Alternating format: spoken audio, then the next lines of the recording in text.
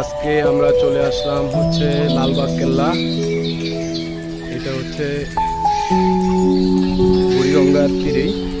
এখান থেকে ঢাকা বসে সম্রাটরা এখানে বসে তাদের রাজ্য পরিচালনা করতো। এই কেল্লাটা হচ্ছে এখান থেকে এই সিকিউরিটির দায়িত্ব পালন করা হইতো।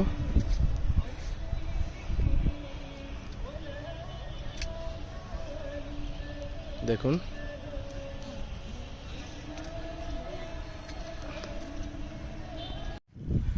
তুমি কথা বলো, তারপর আমি ইন্টারাপ্ট করব। এখানে হাতিগুলো রাখা হইতো।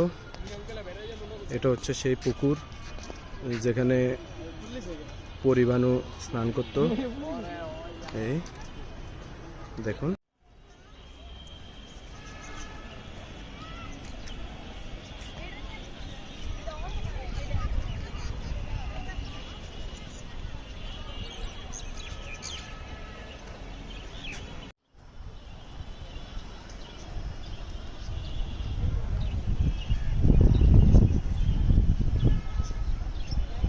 অনেক জোরে করতেছো,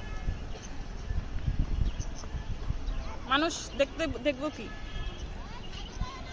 এত জোরে করলে?